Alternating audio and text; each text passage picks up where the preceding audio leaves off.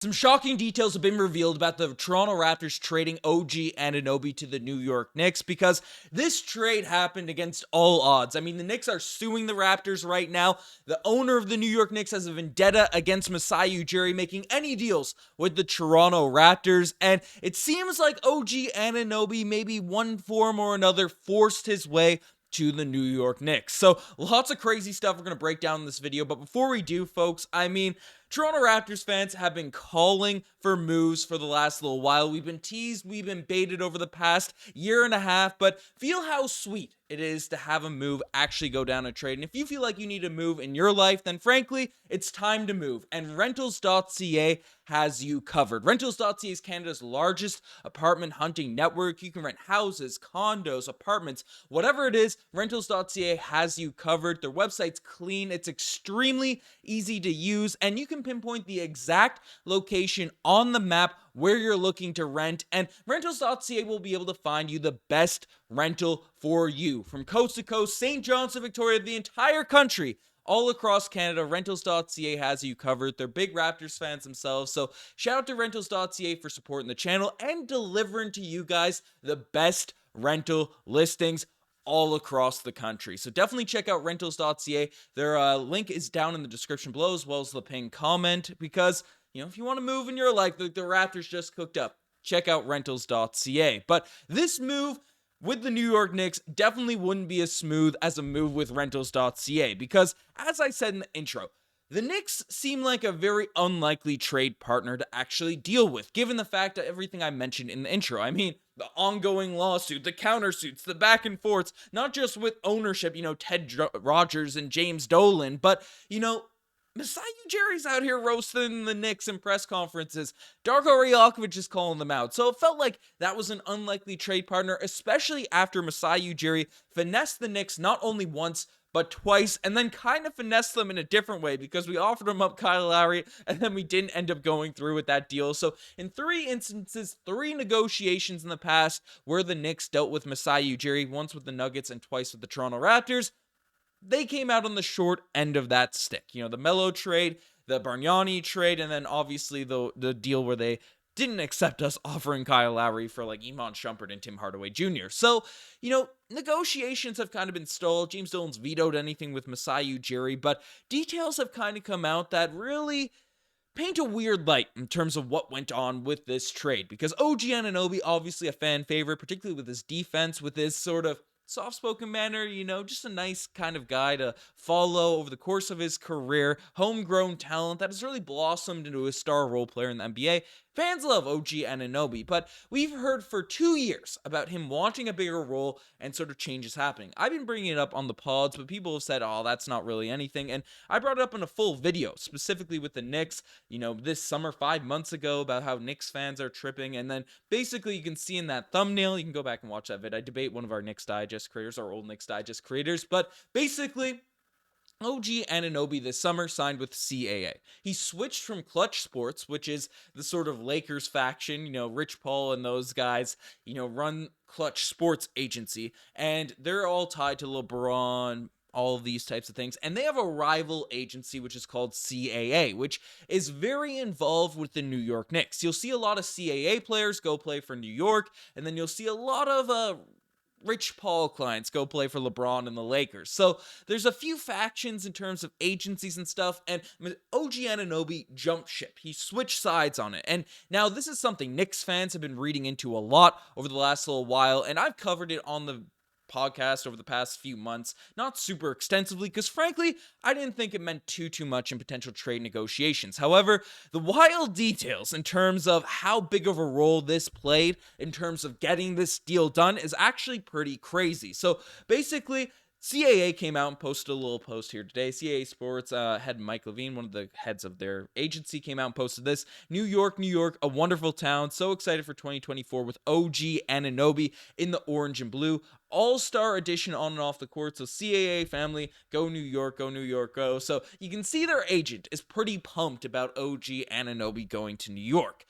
Lots of NY stuff, not just, look at the number of hashtags. That's very kind of boomer New York-esque hashtag stuff going on along those lines, the spaces and stuff. But their agency is pretty pumped about him going to New York. And it gets kind of even more interesting when we dig a little bit deeper. Because basically, reports are coming, this coming from Rob Perez, saying that we've evolved past tracking private planes during free agency. It's now discovering which family members of team executives of which agencies are representing each player. So basically, this summer we had Mark Bartelstein with Josh Bartelstein. So, Priority Sons, Mark involved with the Phoenix Suns organization, obviously agencies related to Bradley Beal's agent, and then Sam Rose, who is OG Anunoby's agent. So currently, Sam Rose is representing OG Anunoby in terms of his agency and stuff along those lines, and then his dad, Leon Rose, who, again, tight relationship clearly there,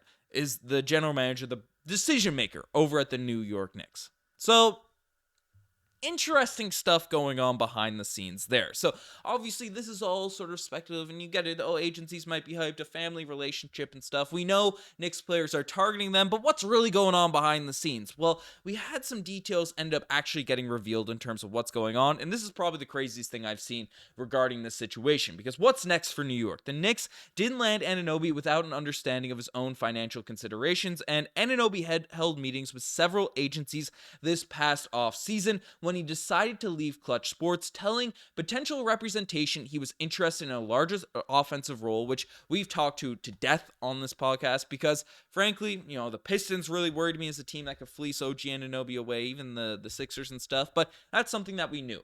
But the telling potential representation, he wanted an offensive role, bigger, and then a salary figure in the ballpark of $40 million, which is also something that we kind of knew. A $40 million per year annual average salary following this free agency. So I've been of the stance, especially, saying I'm cool with OG Anunoby leaving if we were going to have to pay him $40+ million per year to keep him. That's sort of been my stance. OG, great defender, but has dealt with injuries, is a 15-point per game scorer. I don't know if he's going to be able to evolve into that sort of Kawhi Leonard leap that we were hoping for at some point. But those are details we already kind of knew. However, OG Anunoby did leave potential agents the impression that he'd be willing to accept a smaller figure in terms of dollar amount if he ended up getting traded to New York. And it's relevant to the Indiana product, ultimately signed with CAA, which has deep connections with New York Knicks leadership. Obviously, as deep as you can get. The dude's OG's new agent is the GM's son. So that's pretty crazy. And that last part is the most interesting sort of part of this. OG Anunoby is willing to take less money to go to a New York Knicks team, which I find extremely weird. I find really sort of kind of head-turning, because a team like the Sixers, I feel like would be a better fit for OG. They're better squad. They have an MVP. They have Nick Nurse, who's a coach that OG has had a good relationship with, and they seem to have more of an opportunity for OG to have the ball in his hands and sort of develop as an offensive player, or at least the same amount, because Julius Randle as well as Jalen Brunson have that sort of same usage rate to Joel as well as Tyrese Maxey, and then it's likely Donovan Mitchell's also going to be coming to New York. So maybe there's something, I want to say under the table deals, but some guarantees that are going on with OG Anunoby's agency saying, okay, you can have exactly what you want if you come to New York, because we are going to deliver it. And even if it's a little bit less money, even if it's this, there's other stuff going on. I'm not saying like illegal stuff, but in terms of role, in terms of this, that, and whatever, those are interesting things to work with. So that surprised me. That was pretty shocking to me in regards to OG being willing to take less money, and basically signals in my head that OG Anunoby was forcing a trade to the New York Knicks, especially where this happened early, especially with all the rumors and all the stuff that went on behind the scenes with this agency and stuff along those lines, and the potential for better fits for OG Anunoby just on the surface, out there in the open market. It felt like OG Anunoby was forcing his way to the Knicks, and frankly, this gives me a lot more respect. Even though I thought this was a fleece for the Toronto Raptors in the first place, this gives me even more respect for Masai Ujiri in these trade negotiations, for how he's handled everything, because if OG Anunoby had that preferred destination, forced his way to New York, and he was still able to get Emmanuel Quickley as well as an RJ Barrett and a really valuable draft selection, in that Detroit Pistons second round pick, as good of a second round pick as you could have gotten, That's ridiculous that Masai Ujiri was able to pull this off against a team or negotiating with a team that is currently suing you. The owner hates you, and then the reputation Masai already has that we've known has plagued him against other teams as well. All I have to say is bravo to Masai Ujiri. All the best to OG Anunoby, even though I do feel like it's weird that he forced his way. Had all this sort of scheming going on to get his way to the New York Knicks, but it is what it is. The Raptors ended up coming out really well in the end of this trade package, so I'm really excited to see what happens with this Toronto Raptors team. But let me know what you guys think in the comment section down below. You guys are the best to make this far. Subscribe to the channel if you guys haven't already. Anyways, I'm signing out. Cheers.